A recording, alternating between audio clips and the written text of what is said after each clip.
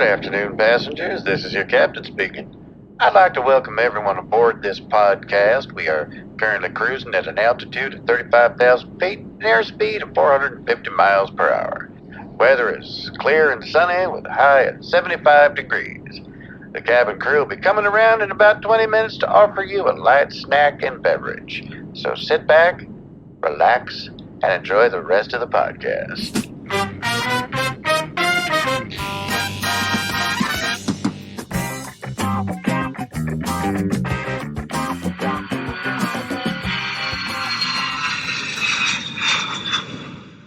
Hello, everybody, and welcome aboard Pilot Error.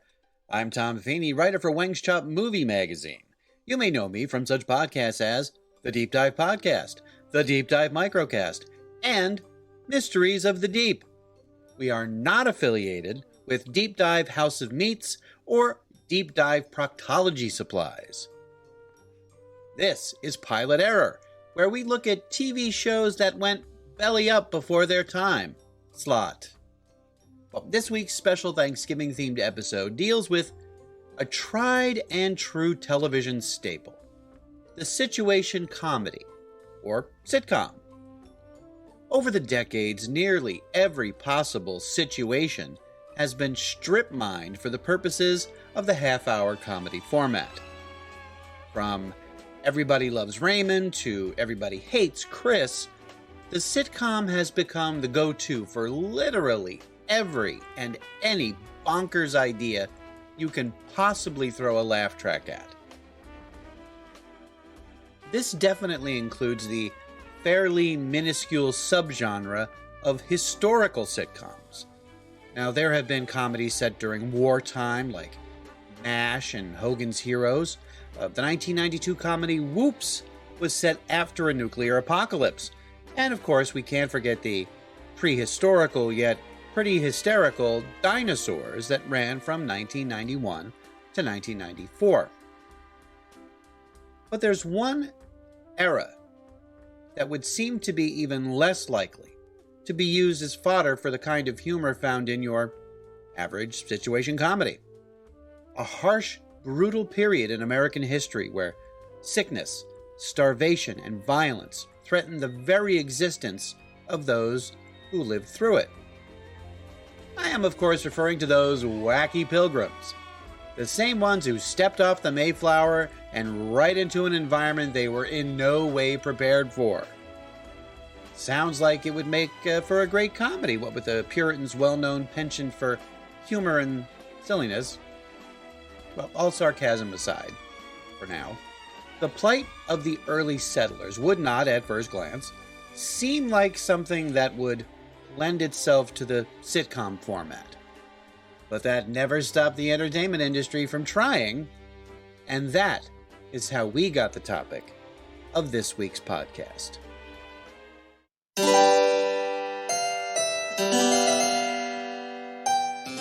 In 1999, a mere 4 centuries after the Pilgrims landed on Plymouth Rock, American television viewers were treated to a more or less accurate retelling of the struggles of those first courageous, yet incredibly misguided arrivals to the New World. If you see only one comedy about pilgrims this summer, see Thanks. Father, my feet touch the ground now. My little girl is growing up. Series premiere CBS Monday, August 2nd. No, your ears are not deceiving you. The CBS television network aired during the summer of 1999 a 3-camera situation comedy filmed in front of a live studio audience about a Puritan family living in 1621 New England. It was called Thanks. This actually happened. This got made. Someone at CBS heard this idea and went, "Great, let's do this." The show was created by 2 TV veterans, Robert Sutton and Mark Legan, and had a pretty good cast, including Jim Rash from NBC's Community as the village idiot, Erica Christensen, best known for the movie Swim Fan, and one of the great comic actors of all time, Cloris Leachman. Now, if you're unfamiliar with her work, first of all, shame on you. Second, look up her Internet Movie Database filmography and prepare to be impressed. As for the show itself, it told the tale of the Winthrop family, just your average, everyday group of religious extremists in an unfamiliar land trying to make it through another day with laughter and love. Sort of. In reality, this was all about mining the incredible incongruity of a Puritan family spouting the usual rapid-fire sitcom one-liners. This idea doesn't even sound good on paper, much less as an actual TV show. There's no way that Thanks could be anything but thankless. Except for one thing. It was actually good. It was funny.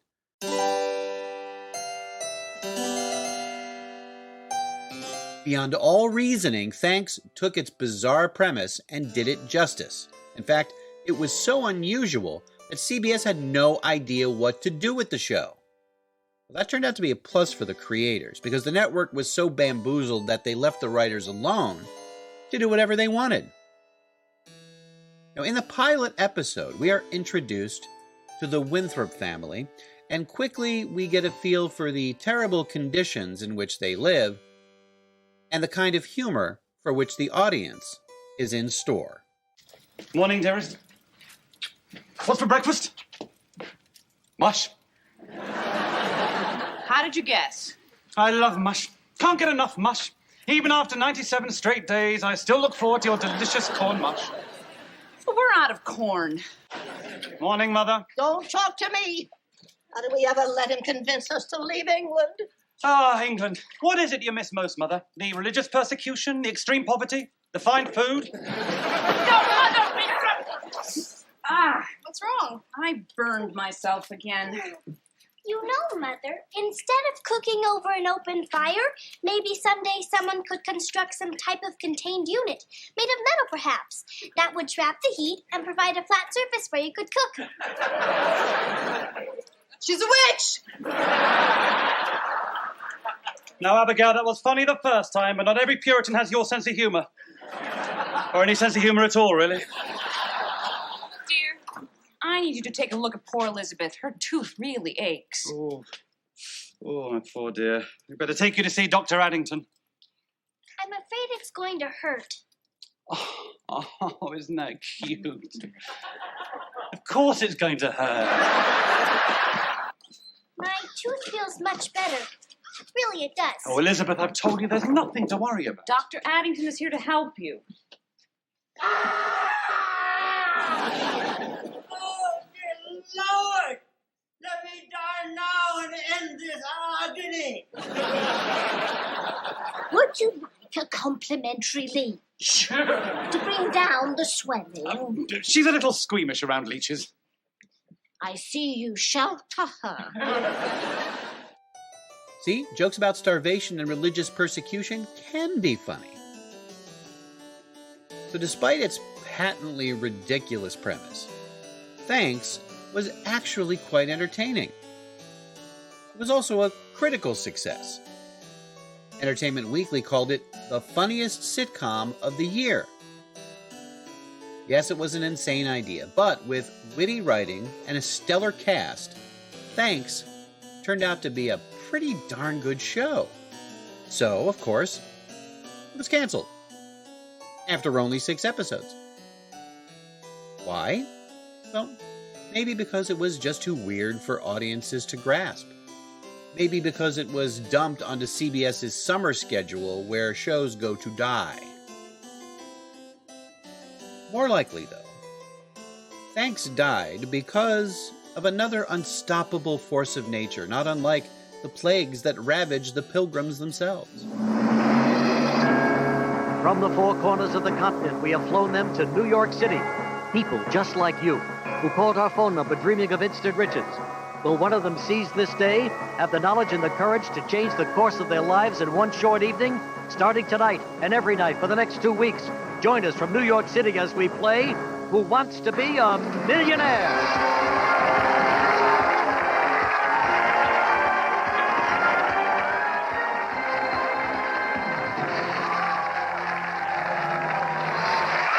Thank you. Thanks very much.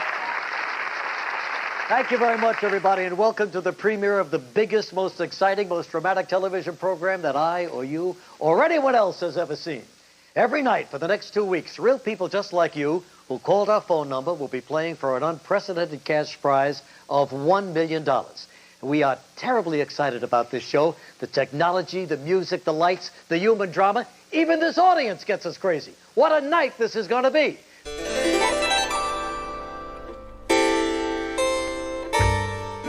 Yes, that same summer, Who Wants to Be a Millionaire premiered on rival network ABC and became a ratings juggernaut, destroying everything in its path, including the little sitcom that could. Don't feel bad, though. The creators of Thanks got to do exactly what they wanted. They produced 6 truly funny episodes of situation comedy. And if we're being honest, they pretty much milked all the humor you could get out of the premise. I don't believe the show would have been sustainable over the long haul, but what do I know? I just work here. You, dear listener, however, have a unique opportunity to view all 6 episodes of Thanks the way God intended by binging them online. That's right, the entirety of the show is available for free on YouTube. If you're looking for an alternative to football, parades, or talking to relatives, I highly recommend checking out all 6 episodes of Thanks. Make it your own personal Thanksgiving marathon. The final episode even takes place during the very first Thanksgiving. I know I haven't written you in a while, but we've been so busy founding a new nation and all. But today was one of the most special days we've ever had. It was? Why?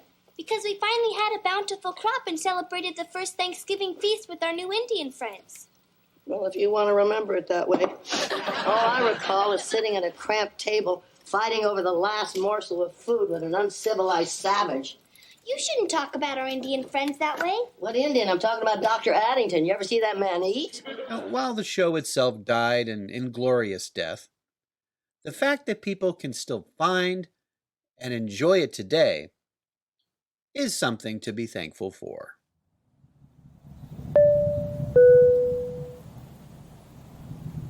Ladies and gentlemen, this podcast has just been cleared to land. As we start our descent, please make sure your seat backs and tray tables are in their full upright position.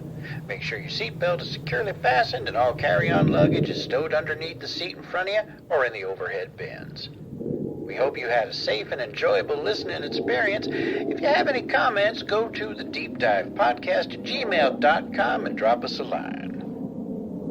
Any clips used in the podcast are meant for educational purposes only and not to infringe on any existing copyrights. And thanks for flying, an Automaton Studios production.